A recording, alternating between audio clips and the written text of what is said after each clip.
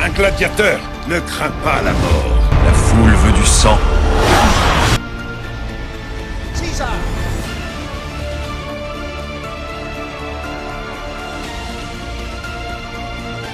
Took everything from me. Before the glory of Rome!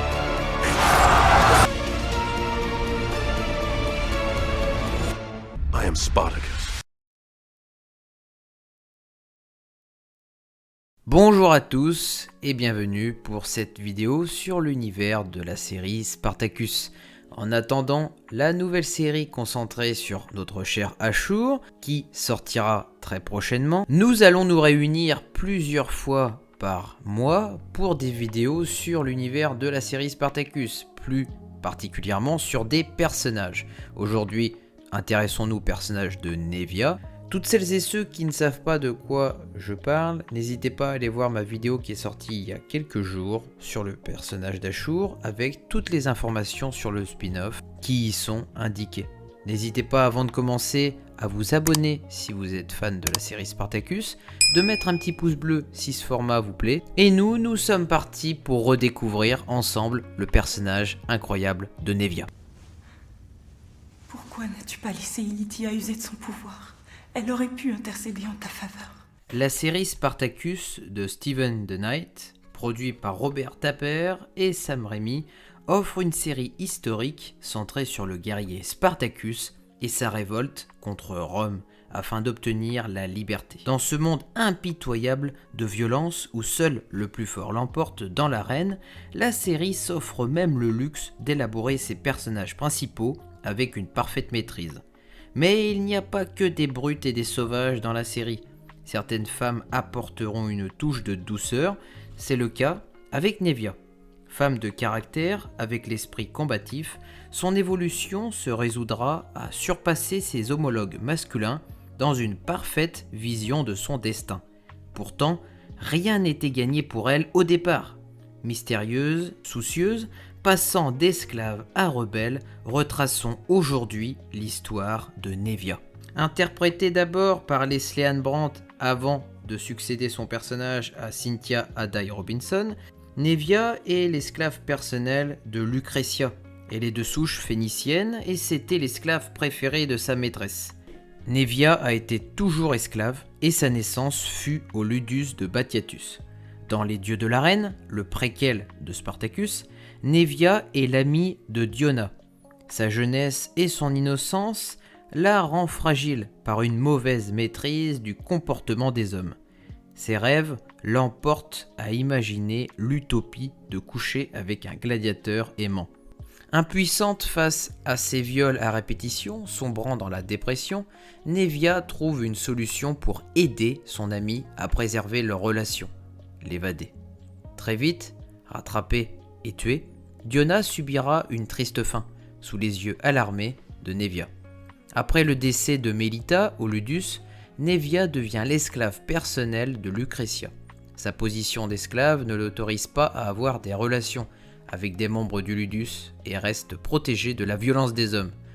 Lucretia lui fera graver sa marque au dos de Naevia, la faisant ainsi sa propriété. Plus tard, les yeux de Naevia se poseront avec intérêt et passion sur le gladiateur Crixus, avec qui elle entamera une relation amoureuse, secrète et dangereuse avec lui, étant à Lucretia. C'est Ashur qui découvre leur liaison et demandera à Batiatus le droit d'approcher Naevia. Aucun homme ne t'a embrassé, n'a caressé les douces courbes de tes hanches. Ashur salit Naevia de honte et de déshonneur avec une violence sans précédent en la violant. Découvrant au grand jour le rapprochement de Crixus et Naevia, Lucretia découpe les cheveux avec rage de la jeune femme et l'envoie sur un chariot servir d'objet sexuel alors que Crixus est fouetté. Le couple, alors séparé, jure de se retrouver. Naevia n'assistera pas à la révolte des gladiateurs ni à leur succès. En saison 2, Crixus croit d'abord Naevia morte, avant d'apprendre, par la suite, de Nassir, qu'elle a été envoyée dans les mines. Un long voyage risqué s'entame, se soldant par des retrouvailles inespérées. C'est une Naevia très sale et traumatisée par ces violences endurées qui émanent. À l'abri, Crixus se sent impuissant face au désespoir et au changement de Nevia.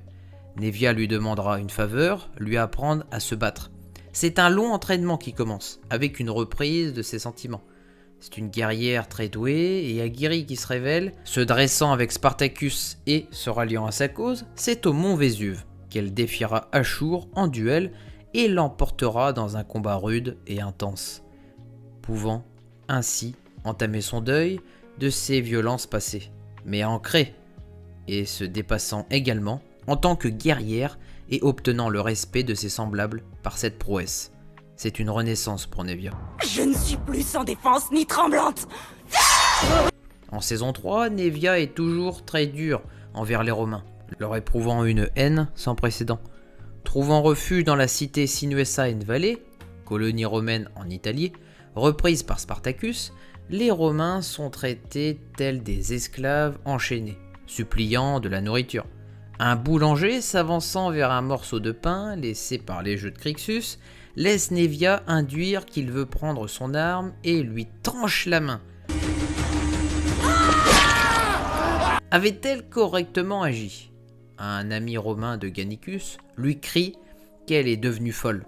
Ce même romain forgeron mourra des mains de Nevia, engendrant la colère de Gannicus. En compagnie de Crixus, Nevia souhaite massacrer les survivants romains de Sinuessa, incluant femmes et enfants, sous l'interdiction de Spartacus. Le couple désobéit et tue de nombreux Romains. Nevia, n'appréciant guère la clémence de Spartacus sur leurs ennemis, incite Crixus à se séparer de Spartacus avec des milliers d'esclaves et à attaquer Rome. Accumulant de nombreuses victoires sur les champs de bataille, ils sont stoppés par les troupes de César et Crassus, non loin de Rome, leur dernière destination. Crixus succombe par Tiberius sous les yeux désespérés de sa compagne à genoux, hurlant de désespoir.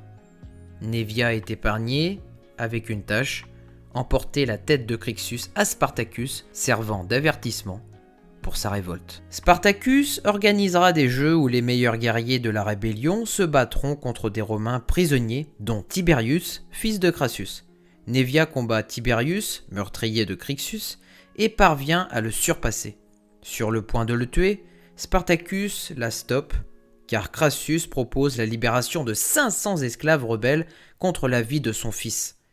Nevia le laisse partir, jurant de le tuer un jour. Durant la bataille finale qui oppose les forces de Crassus à Spartacus, Nevia se bat avec force, courage et hargne, mais César lui coupe une jambe.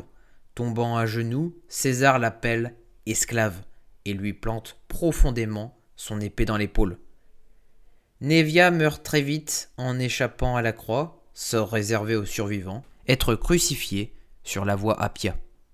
En résumé, Nevia est un personnage principal de la série Spartacus. Esclave à ses débuts, elle succombera au charme du Gaulois Crixus. Étant maladroite au départ, en ne montrant que très peu ses sentiments, c'est une guerrière qui est née après la chute du Ludus. Se dressant avec Spartacus contre l'injustice, elle entraînera Crixus vers une autre voie que le libérateur Spartacus à suivre. Nevia ne manquera pas d'audace et assurera ses grandes décisions et commettra parfois des erreurs, telles que les événements de Sinuessa avec le forgeron et le boulanger. Se baignant dans la violence, en mûrissant, Nevia n'aura de cesse que de vouloir faire payer ses maîtres pour leur mauvais traitement domestique en alimentant sa haine. Rien n'est plus beau que de se battre pour ses rêves. Nevia est tombée, telle une rebelle, motivée et acharnée.